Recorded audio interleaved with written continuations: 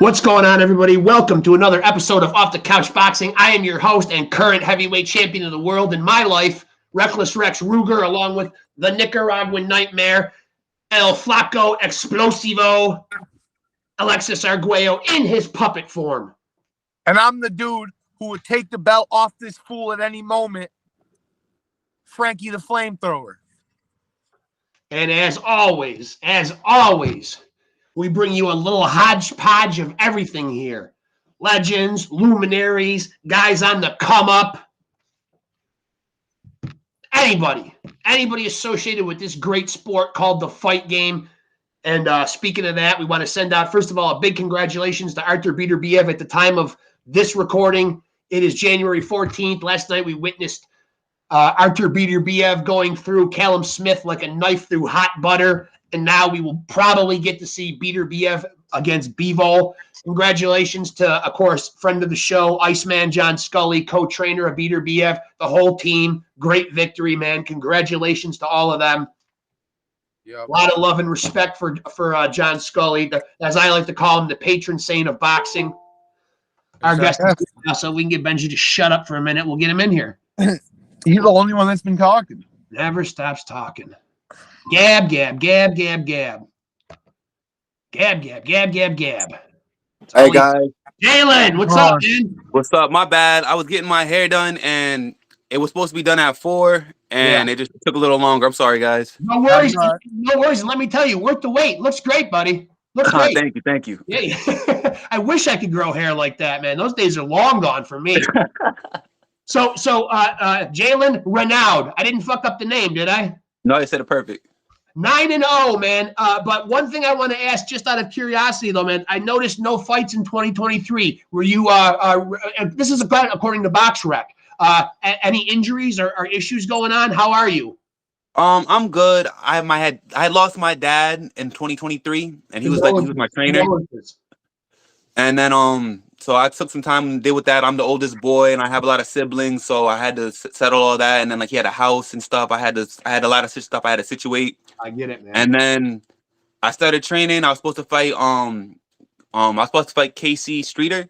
Yep. And I ended up I bruised 2 of my ribs, and then right after I bruised my ribs, I crushed my hand. So now I had to take some more time off, but now I'm back in it. My hand's 100%. My ribs is good. So now I'm waiting for someone to jump in the ring with me. Let me tell you, Jalen, that doesn't sound good, man. Busted ribs and crushed hands when you're in the boxing game. It's probably always better to just pull out and keep the O on the record rather than risk it for nothing. Oh yeah, most definitely. And Casey, he was a tough guy. I feel like whenever you go into a fight with someone, if you're not 100%, like not 100%, but if you ain't at least like 75, like what are you doing, right? Yeah, like you can't go in there and be at 65%. That's like a C. Like your mom not gonna be happy if you bring that home. So no, I ain't gonna bring it to the fans. Yeah. Now, I've seen in numerous places where you've been quoted as saying boxing's favorite boxer. Now, when you say that, what exactly is the interpretation of that? What does that mean to you? It means that the sport of boxing, I'm its favorite boxer, whether they know it or not. I'm their favorite. I like that. Just will it right on them, right? Yeah, they got no choice. They got no fucking choice, man. The guy's just going to be boxing's favorite boxer. He decided it, and he's embarked upon it.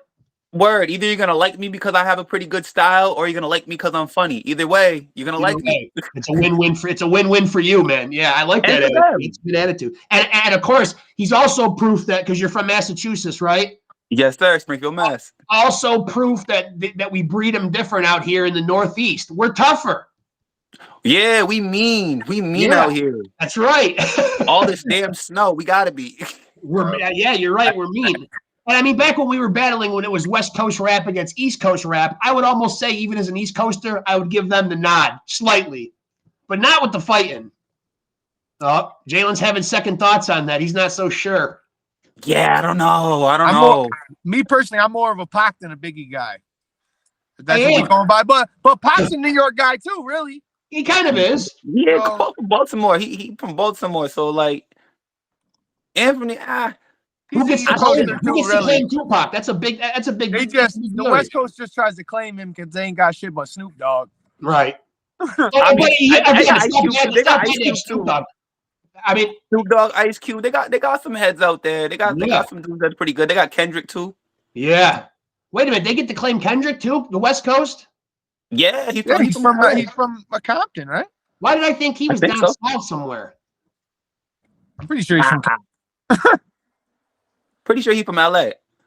Well, I think we should get to claim Tupac, especially if he was as close as Baltimore. He belongs to us. I agree, but then like you got to go on what he was riding with, and he was riding with LA. And honestly, all his big stuff happened when he moved to LA. Yeah, he served time right here in our backyard in upstate New York. So he did. Yeah, that's where we are. We're in upstate New York. That's where he was really at. Yeah. And he got shot in New York. He didn't like us. Yeah. Yeah, we probably did leave him with a bad taste in his mouth, man. He wasn't rocking with the East Coast after that. Nah. So how did you get into boxing, man? What was the start? You said you come from a big family. Like, were you a kid that was in the street scrapping a lot? Yeah, honestly, I was a fighter, so like I'll just be out there banging out. My dad got sick of me fighting random people, so he brought me to the gym. He was like, "All right, you want to keep getting in trouble? Fight someone that could fight." So he threw me in there. And I can't remember this kid's name, like to save my life, but he was a Golden Glove champ, and like he was supposed to like beat the tar out of me. Yeah, and like he beat me, but like, bro, I hooked up. I got my stuff off, and then after that, like my pops was like, "Oh, all right, well, you actually can do a little something." And then so he asked me, he was like, "Yo, you trying to box?" At the time, I wasn't trying to box. I was like, I'm trying to do that MMA stuff. I had just finished watching, like maybe like a week prior to him bringing me there. I had just finished watching Stephen Bonner versus Forrest Griffin. Oh, you're taking it back a little bit. Yeah, my favorite fight of all time. Like hands down, I just love watching that fight. Boxing, MMA, Muay Thai, whatever. That's my favorite fight. Oh, that's your favorite fight, but were either one of those guys your favorite fighter? Like, who did you root for in a fight like that, Bonner or Griffin? Neither one of them, because I didn't. The guy I wanted to win had already lost. Oh, so who was your guy? Who did I like in that season? I feel like the blonde hair, Josh Koscheck. Oh yes, yeah. I remember him. Yeah, he was such a prick. He was hilarious. Yeah. But I think if you're gonna fight, you got to be able to fucking tap into that, as you said, that inner prick. You know what I mean? You got to be able to. Yeah, not on the way he did it though was just like just being a dick. Yeah. Like it didn't need to be done, but like the way he did it made it funny. So it's like, okay, yeah, I feel like an asshole for laughing at them, but like it was funny. Yeah, you know what? One of my favorite UFC altercations all time, dude, is that trilogy between Ken Shamrock and Tito Ortiz. And Ken Shamrock kept saying every time, "This is the time. I'm gonna beat you fair and square for good." And then he got fucked up again every time. Yo, he got the hell beat out of him. Yo, my favorite thing was he tried to really scare Tito. He's like, "I'm gonna bring you to the living death." Yeah. And Tito looked at him and with the craziest laugh. Yo, he was pissed. He was like, "What you laughing at?" Like, bro, come on, that was hilarious. Why'd you even thought that was tough? And to this day, I'm still trying to wrap my head around what that means. I'm gonna beat you into the living death. Well, we on the UFC topic, though. I want to ask you, what do you think about Marcus Venom Page? I'm excited for his debut, man. I think my man Kevin Holland's gonna dominate him. I don't think MVP is that good. I think and there's no disrespect to him, but I feel like he was just battling with dudes that weren't that good. He was set up to look really good. Nice, he's supposed to be. A lot like Michael Chandler, right? Yeah, that's what I think about Michael Chandler. He's beating up guys he's supposed to beat up. They're just putting them in front of him. Yeah, and then the one guy that like was like, "All right, bro, let's see what you got," knocked him out. Like, yeah, he came back and beat him, but like he knocked you out, bro. You won a decision. You didn't do it in dominating fashion. You won like a split decision, and it could have went to that dude anyways, and then you didn't rematch him after that. You know what I mean? So I feel like when it comes to MVP, I feel like he's very talented. He's very fast. You know, hands and feet. He's got decent wrestling. He has good power, but if you can get over his little antics with his, you know what I mean, with his hands down, and if he can't shake you with a mind game, then he starts to fall apart. Once he sees like, Yeah. like, bro, that dude's chin's there. He can take my leg kicks. He got leg kicks from me. He's just as fast as me. Yeah. Now we're gonna see where he's gonna go, because when it's easy for him, he dominates. But whenever it's a little tough, he doesn't do that good. Holds up. Either he loses or he just wins. This is off topic from Venom Page, but before you take us off somewhere else off of UFC, I just want to ask you one more thing about it. Because this is just something that blows my mind to this day, and it never won't blow my mind, dude. Dominic Reyes, John Jones. Who won that fight for real? Because I mean, that was dude. He just fought for the belt, right? This was several years ago now. Dominic Reyes.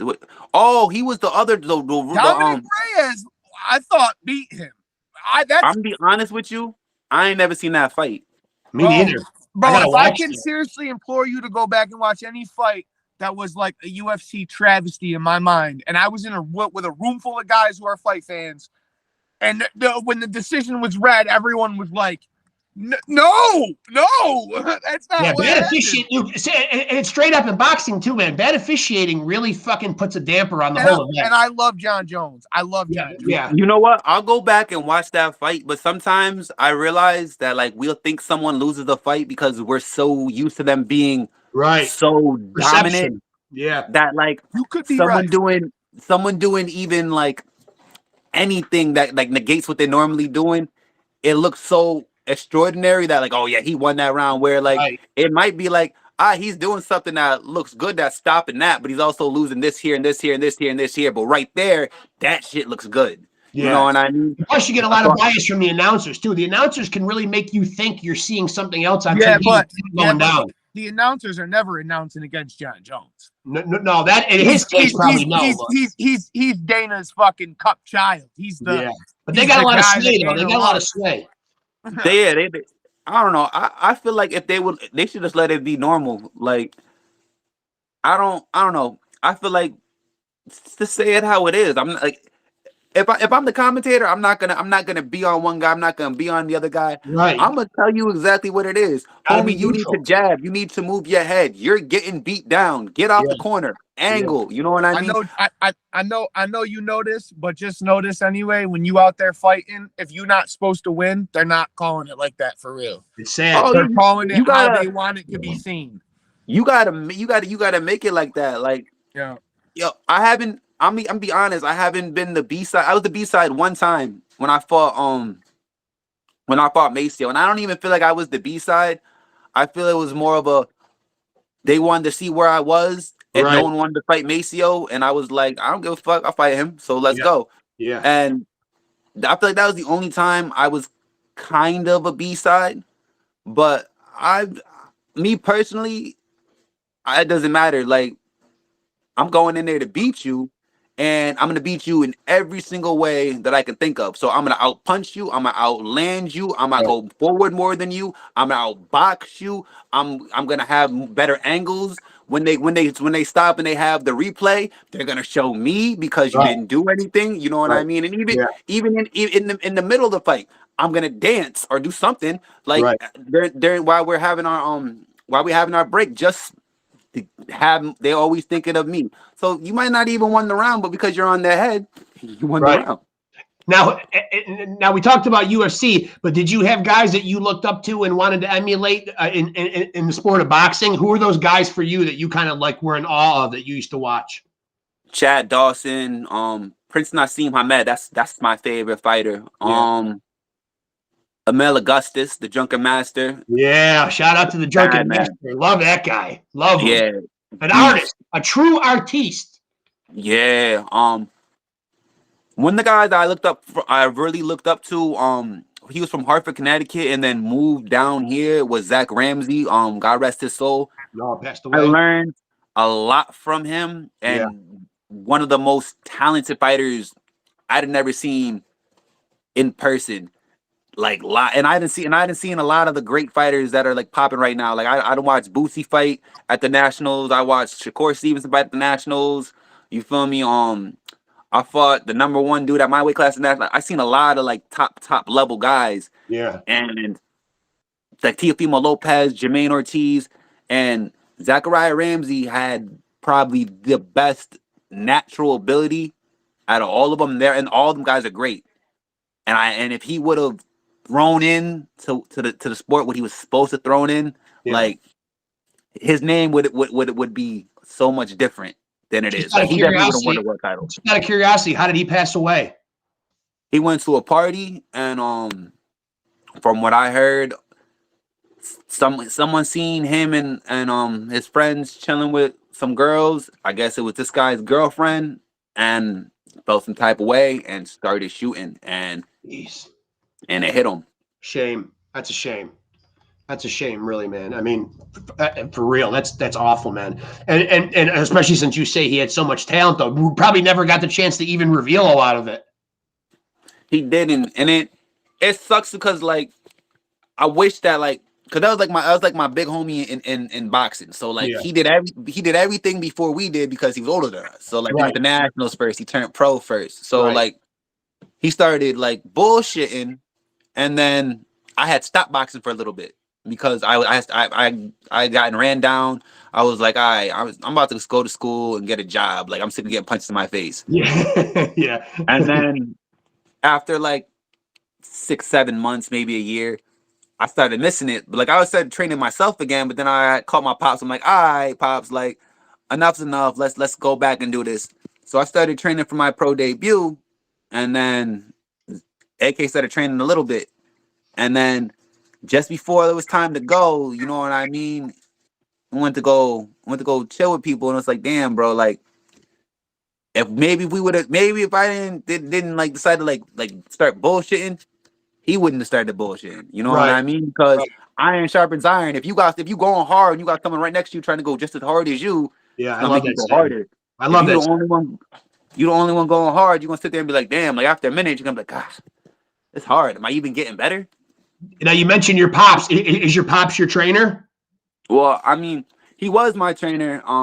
Right now my trainer is Jose Ortiz. Okay. And what was it like? You know, because we see a lot of these duos in boxing, the father-son tandem, and sometimes we see the fathers almost seem like they want more limelight than the fighters do. How was your relationship when you did work side by side with your dad? My dad is a personality. Yeah, so, all these fathers are personalities.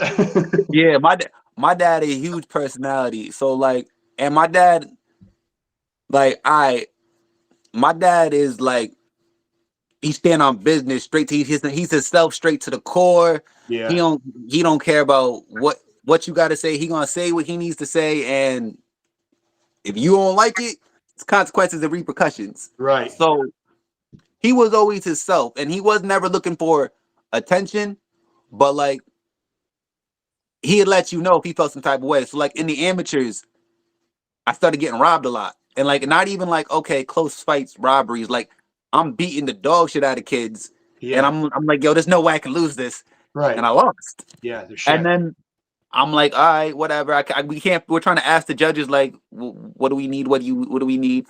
And they're telling us certain things, but we're also not agreeing with that because we're sorry.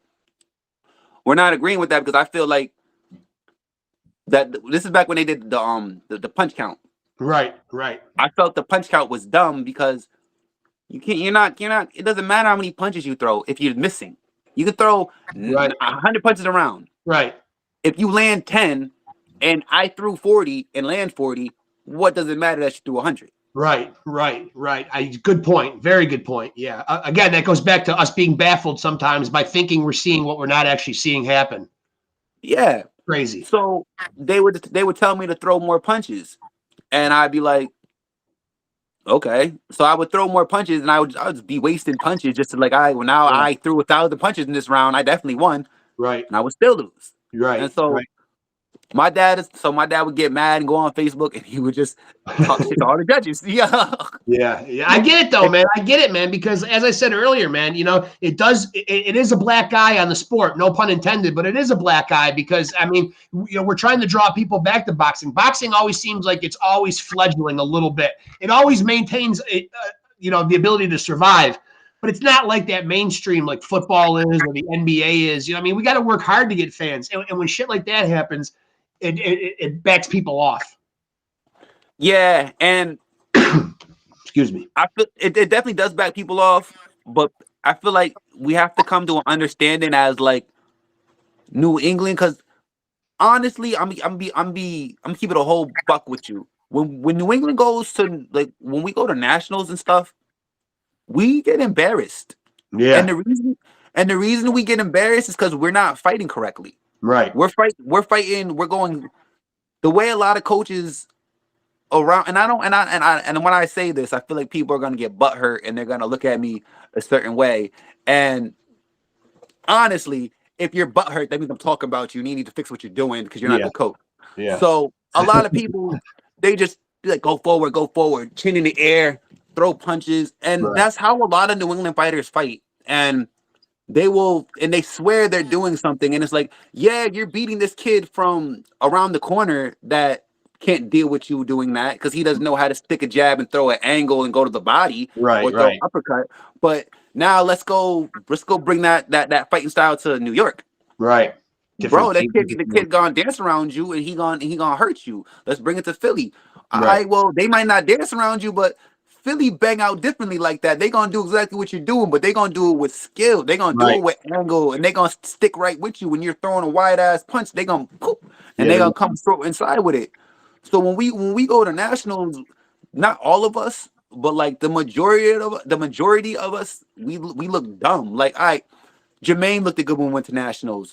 Ronaldo Torres looked good when we went to nationals. Joshua Orta looked good when we went to nationals. Victor Reynoso looked good when we went to nationals. You know what I mean? I looked pretty good when we went to nationals. I feel like my weight class is kind of hard, but I looked pretty good when we went to nationals. Yeah. Anthony Velasquez, he looked good when we went to nationals, and that's because they all fought a certain way. Kendrick Ball, we all fought a certain way. We didn't fight we not just rock 'em, sock 'em robots, walking her down stupidly.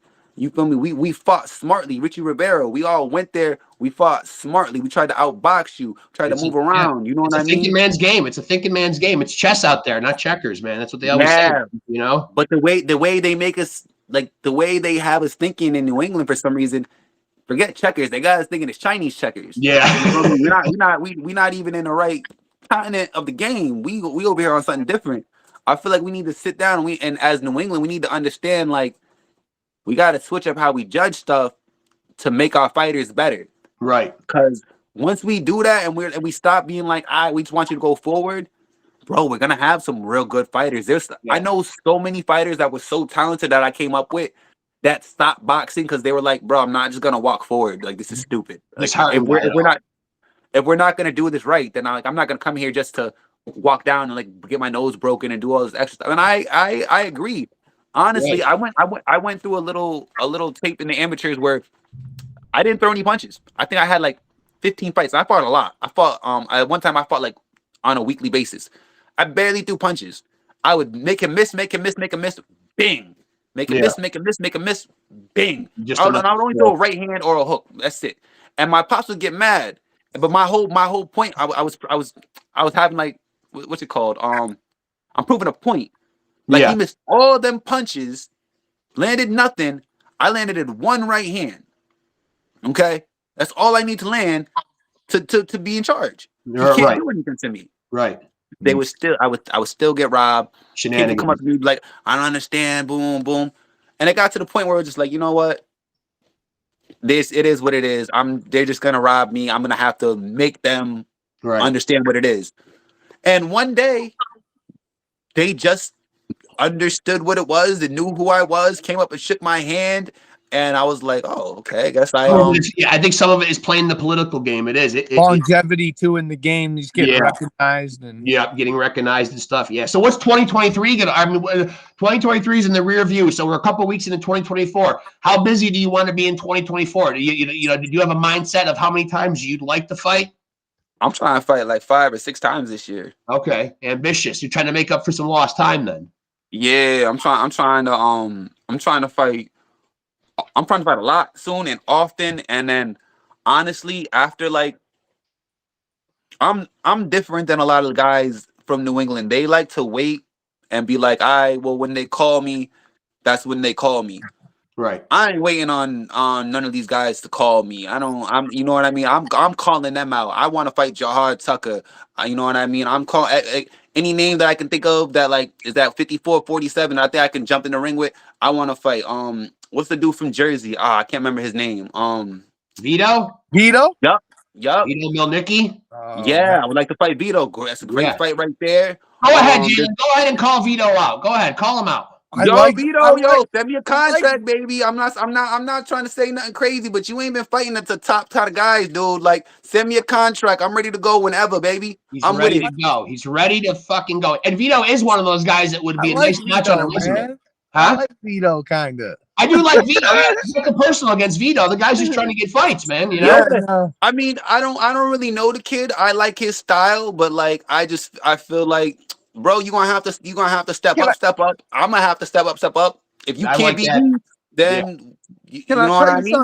Can I tell you something crazy though, dude? There was just a card that happened recently. Me and my pops trying to watch. This is my pops right here. Yep. We was trying to watch it. He was on a card. He was the main event, and it was on. What was it on? It was on Triller. Triller. Yeah. They showed the whole card except for the main event. Yeah, I bought this card. We bought it. Yeah, 1999. We spent all the fights except the main event. Yeah, and then the next day we had an interview with somebody that was on that card, and we said, "Yo, you were on the undercard. What the fuck is up? How did they charge you $19.99 for this thing?" And then they cut off the fucking main event. It was just an in-house main event. You had to be there. Yeah, because of Vito's contract, it wasn't televised on the pay-per-view. I guess he's like PBC or whatever. Horrible. Fuck.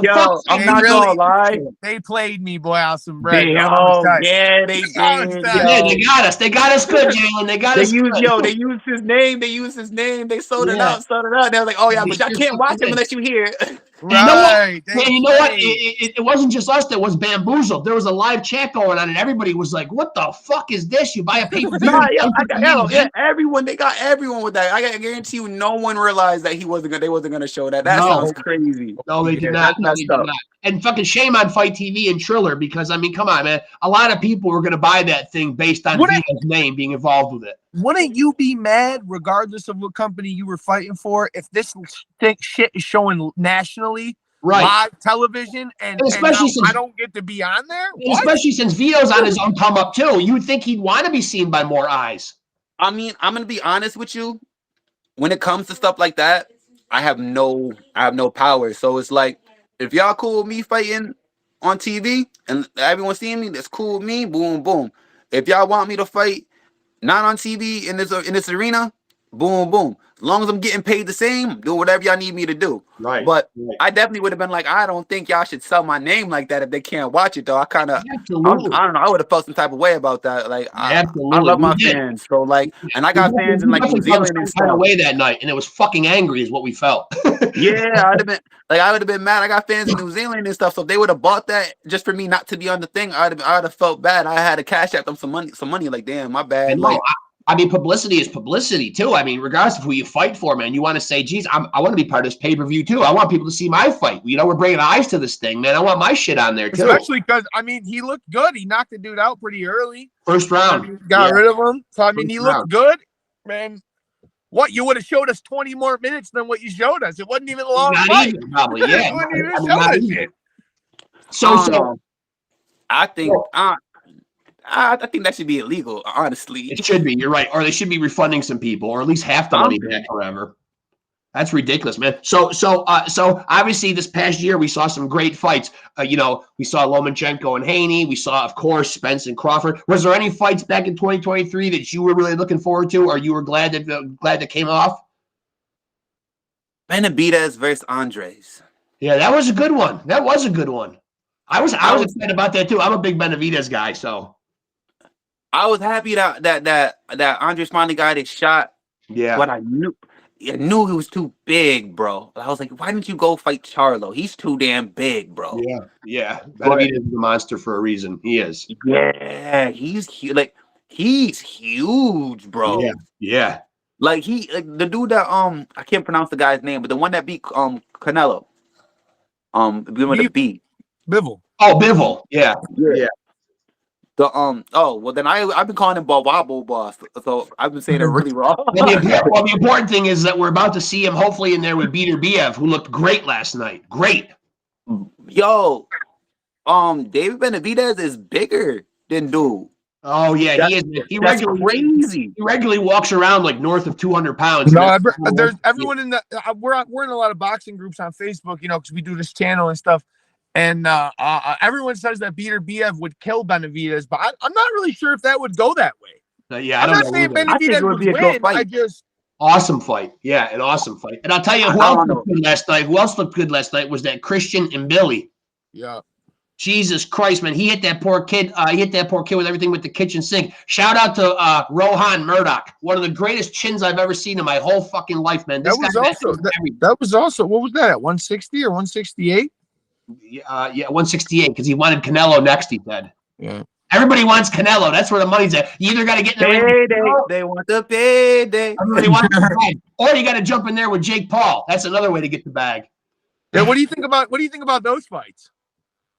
I mean,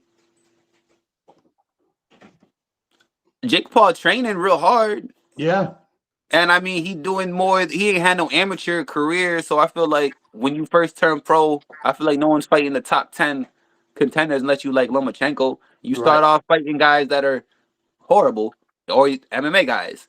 Right. So he's fighting MMA world champions and knocking them out. So he's doing something right. He definitely got power, but at the same time, he's a weight bully. Yeah. You know what I mean? Like, fight in your weight class. Stop bringing guys that are 40 years old, 50 years old to come fight you 40 pounds south or up from what they're supposed to be at. Right. You know what I mean? Go out there and like fight some real boxers. All right, you just fought Tommy Fury. You lost. I feel like he shouldn't be fighting anyone under a Tommy Fury-ish. You done already did your step up. Now it's like the dude he just fought last. Like, bro, like, yeah, I watched. I knew exactly what was gonna happen. Yeah, Andre August. Yeah, I knew exactly what was gonna happen. I watched one of that kid's fights and I was like, yo, he gonna knock him out with an uppercut. Yeah, that was I something. didn't even watch it. It's like that seemed like it was scripted right out of something like from the WWE playbook. I mean, that didn't even look right. That kid was going down before that punch even landed. They had that shit all worked out backstage. I'm convinced of it, man. I'm convinced. I think Jake Paul lacks footwork and ability altogether. So if you get in there with a guy like I know Sweet Pea wouldn't have been his size, but you get in there with a guy like Sweet Pea or like James Toney at that weight, who's moving around. Yeah. And Jake Paul's never hitting him once. Yeah, he gets a lot of stationary guys to stand right in front of him and make it easy for him. I think I whoop Jake Paul's ass, but I do think if he cracked me the right way, that might be the end of the night. I think he hits incredibly hard. Yeah. Yeah, he does. Definitely do. Yeah, he does. Yeah, he I just think he's like he reminds me of like a Wilder. He just kind of like stalks around and hopes to land that big dominant right hand. Speaking of Wilder, he's done. He's done. Bro, I wish he would fire his coach. His coach is stupid. Yeah. Shame on him for what he did to Mark Breland, dude. Shame. That guy's an Olympic gold medalist. That was the only guy watching out for his ass that night. The only guy, man. He owes that guy a debt of gratitude for throwing in that fucking towel. Fury was beating the living shit out of him, man. Yo, he was beating the hell out of him, and bro, and the dude he brought in, it's like, yo, come on, you can't bring in, and I don't like disrespecting like other fighters and stuff, but like, bro, you can't bring in someone that's not as good as you. You can't bring in someone that couldn't beat you. Deontay Wilder beat Malik Scott. Yeah, that's what's crazy. Yeah. What's he going to teach you? I mean, the Gypsy King made a great point there. You beat his ass already. What's he going to show you? Exactly. He couldn't beat you. So what is he going to show you to do something to me? What is he going to show you to even better yourself? Because what he thought what he was going to do to work with you and to beat you, he got stopped. Yeah, and then the way he like, oh my god, the way he fights, he made me so mad. It's like, bro, you can't just. I understand he's trying to turn you into a boxer. But like, you're too old, and it's not going to work at this point. Right. You're at the end of your career. Right. Stick with what works, bro. Rushing in there with that right hand and fighting like a animal. He's horrible. I hate. And I think it's okay. I think it's okay to accentuate his power, but he should do what Fury did. You know what I mean? He went to the Kronk gym. He got with Sugar Hill Stewart. He learned to sit down on his punches and use his weight and really start cracking. If Deontay Wilder knew some fundamentals to go with that power, you know what I mean? Not much. As you said, you can't teach him too much at this stage of the game. He's got the power. You might as well just fucking say, fuck it. Let's just focus on the power then, but let's really make it so it's, we maximize it, Yeah, I mean, I don't know why he tried to start boxing. And then my thing with him too, like, okay, you're trying to box this kid. We're the 6th round. Right. You lost every round. Switch up your game plan. Yeah. Your game plan is not working. Right. Like his coaches, like they all made me mad. Like you should have bro, I got 8 game plans when I go into the ring. That's I got the 3 or the 4. That's what Beater Biev said last night too. Beater Biev fucking said, man, I've always got multiple game plans going in. You got it, right? You have to. Like I had the game plans that me and my coaches we all lay out and boom, boom, boom. And then I got my own stuff that I'm gonna do myself. Like I'm sitting there and I'm gonna dissect this. Like I'm gonna do that, or I'm gonna step on this foot right here. I'm gonna do this over there. You know what I mean? Or when he throws this punch, he don't bring it back right. So when he throws it, I'm gonna knock it up to hit with that one. You know what I mean? Yeah. I lead down and I break them down, and I have my own game plan, my own like I have my plan all the way up to D, and then I have my own like E, boom, boom, boom, boom, boom. Right. That in my back pocket. Go off the script a little bit. I honestly kept kind of wondering that night, when's he gonna try to knock him out? Yeah, he didn't though. He didn't. Yeah, Beater Biev showed a lot of restraint last night. He was very tactical. No, I'm talking about Wilder. Oh, Wilder. Yeah, I know. You kind of thought he was going to knock out. I didn't think he was going to. He never tried. He never even tried, really. Like, he tried to sit there and box with him the whole time, and I'm sitting there like, bro, like, if this is what you're gonna do, just retire because you're gonna lose. Yeah. There was not one time in that fight that he tried to like stomp his dominance and be like, yo, boom, this is mine. I'll step back. If you don't put no fear into that boy, he's just gonna walk you down and hurt you. Like, like the way I box, I'm a mover. You know what I mean? Yeah. And I'm not even a mover that sits down on all my punches. I like to and just move. But what I will do is in the middle of me throwing some pity patters and some shoe shine, I'm gonna sit down on this right hand. You're gonna know if you walk up, there's something here for you. So be cautious and be careful. I'm honest. Yeah.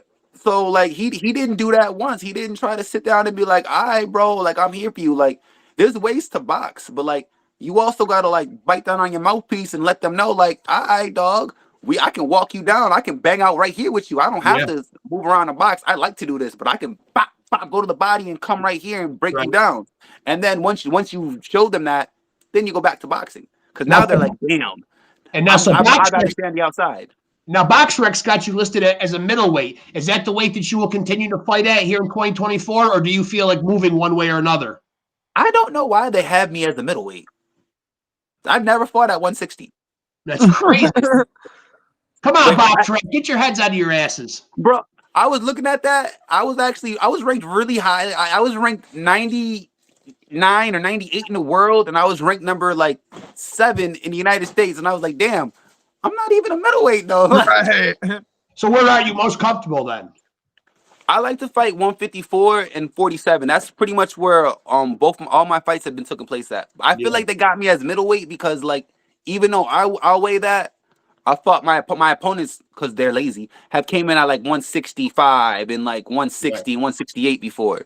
But like I never did. I think the highest I came in was like 156 one time. And that's because I gave dude an extra, like it was supposed to be 54. And then I gave him a pound, and then he wasn't gonna make it, so I gave him like 2 more pounds, and then we showed up, and he still didn't make it. Are you one of these guys who believes in like weight bullies? Do you believe that there should be like a certain amount of weight? He obviously doesn't care. Yeah. Say that again?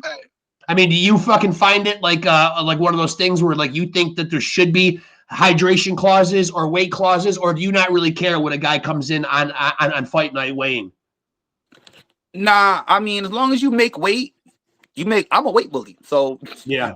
As long as you make weight, you make weight. Like 147. I don't like fighting 147 because it's a long, strenuous weight cut. You know what I mean? I don't really have to kill myself, but I have to cut down and I have to diet so much more, and I know less cheat days. Yeah, and it sucks. and a lot more water and a lot more like juices. I don't get to eat so much solid food. Yeah, that's so I don't like making 147, but I'm huge at 147. And then when I rehydrate, I'm jumping in the ring 168. right. Yeah, that's crazy. You That's know what I mean? yeah. I'm huge. So if they like that, like the rehydration clause, like what Javante Davis did with Ryan. yeah, with Ryan Garcia, he also did it with Mario's Barrios. Yep. I'm gonna keep it a band. That's some soft shit. And I like, think so too. Yeah. I don't respect that. Like, bro, you sound like a you see Javante Davis sounded kind of like a bitch doing that. Like, Yeah. bro, you going up to fight this dude at 140. Why he gotta have rehydration clause? Y'all went to 140. Bang out at 140. If you too little to go there, then you too little to go there. Don't sit there and be like, you gotta do this and you got like, nah, bro. You sound like a punk. Either fight the dude or don't fight the dude. Stay in your weight class or move up. It's up to you. Amen. I want to know before you get out of here. What you said you wanted to fight like 5 or 6 times in 2024. When do you predict like the first fight will be? Honestly, I have no idea. I don't know the Do you have a promoter? Huh? You have a promoter? I'm signed with CES as of right now. Okay. I was trying to get on they're having a card in February. I was trying to get on that card, but I feel like we didn't communicate at the right time. I feel like when I heard they were having the card, they had already like had it like put down. Yeah. So it was already packed. So it was like I'll jump on the next one. So I'll probably talk to Mr. Birchfield. I'll probably go to the fights and we'll have a conversation. He'll let me know what's the next card he wants me on, and we move from there. But hopefully, I'm trying to fight February, March or April. I'm trying to fight. Yeah, and then just keep it going right after that, right? Like every month, 6 weeks, whatever. Yeah, because I'm the type I don't really take that much punishment when I fight. Yeah. So move. Yeah, so I'm able to just like go right back. Like take a week off, go right back to training. You feel me? Not even a week off. Like my last fight, I just went back to training. I didn't take no time off. I was chilling. You know what I mean? So it all depends on who I'm fighting. I'm trying to get in the ring with Casey Streeter. Me and him got unfinished business. You feel me? Last time we were supposed to fight, I got hurt, but he just got a little hardware on some New England title or whatever. I mean, I feel like I'm the guy to take that off his waist real quick. Let's go take that off him real quick. Get rid of that. Yeah, leave him with that. But no disrespect to him, because I feel like people think I've been talking a lot of shit about him, and I don't. I don't know where that comes from. Because I really don't. Shit talking's a part of boxing. It always will be. You know. Yeah, but it's love afterwards. But it's different when you don't talk shit. Like I run my mouth, you know what I mean? And I don't care. When I'm talking. I'll let anyone know that what I'm talking to, what I'm saying. I'll say it to their face. Yeah. I got respect for him though, because I called him out, but I called out like 6 people. Yeah. And everyone else was pussy. He was the only one that was like, yo, I say less. It's a good fight. I'm with it. Yeah. Called my pops, called CES. We got everything good to go. Signed the contracts. We was good to go. If I didn't get hurt, we would have fought on Mohegan Sun. But like all the other guys that I called out, bruh, they scary. Everyone else I called out, they scary. And like it's funny because like I call I want to drop names, yo, but I feel like I'm being catty if I drop names. So I'm not gonna drop names. Not at all. Never catty. It's boxing, man. Come on. I feel like I'm being catty. I don't want to stir the pot yet, guys. Not yet. Okay. But just promise us now that you're a friend of the show that when we're ready to stir that said pot, that you'll come on here and stir it with us. Most definitely, guys. Please. Most definitely. Please. Most definitely. Yeah, we definitely want to keep in touch and have you back on from time to time. Yeah, my baby's at the door right here trying to get me to give it up. Well, listen, man, we appreciate you coming out and doing this, man. It's been really a blast talking to you, man. We wish you luck, man, with all the fights going forward. Please keep us posted on when shit's going down, man. We're gonna be Team Jalen, man. We're in, man. I appreciate you guys. Thank you for having me on here, and thank you. I'll come back on whenever you guys want me. I had a blast. Appreciate that. Hey, you guys can follow me on Instagram, my Boxing's Favorite Boxer, Facebook, JALEN RENAUD, and I sell Boxing's Favorite Boxer shirts, cups, collectibles, even got bobbleheads. Awesome. We appreciate you, man. We really do, man. Lots of love and respect, man. We appreciate you. Thanks for doing this, man. No problem, guys. You guys have a good night. Yes, you too, Much man. love. Talk to you Take soon, care. man. All right. Thank you guys. Bye. Yep, later. There he goes, folks. JALEN RENAUD, currently 9-0. Currently been a little inactive, man. Shit's been going down. Condolences about his pops passing away. Man's got to deal with shit. He's got to deal with shit, man. Much respect. Guy's going to be getting busy in 2024, man. JALEN RENAUD, another Northeast guy. We're claiming him, man. Massachusetts boy, man. Be sure to like and follow us on Facebook if you're not already doing so. Like and smash that subscribe button and notification button. Stay locked in with us here. Amazing new content every single fucking week. How many times do we got to drive the point? Look at that. Look at that upstate New York winter sunset. Look at that. Upstate New York, folks. There it is, right in the backyard of the International Boxing Hall of Fame. If you never came and visited, don't come during the wintertime, but do come. Please do come. Say hi to my baby. We love to see you there, man. And there's our baby on an episode of Off the Couch Boxing. My granddaughter, Layla Bengoff. Keep that name in mind, man. She's going to be something great in this world. I got to say, shout out JALEN RENAUD for coming on, and shout out Off the Couch Boxing. Follow us at YouTube on YouTube. Hit the notification bell. I Follow said us all that already. Where you been? and shout out Gary Busey, because I can go 15 seconds with anything. Yes, and I am going to say that if you want to be a champion, then continue to tune in to Off the Couch Boxing and continue to roll with the champs.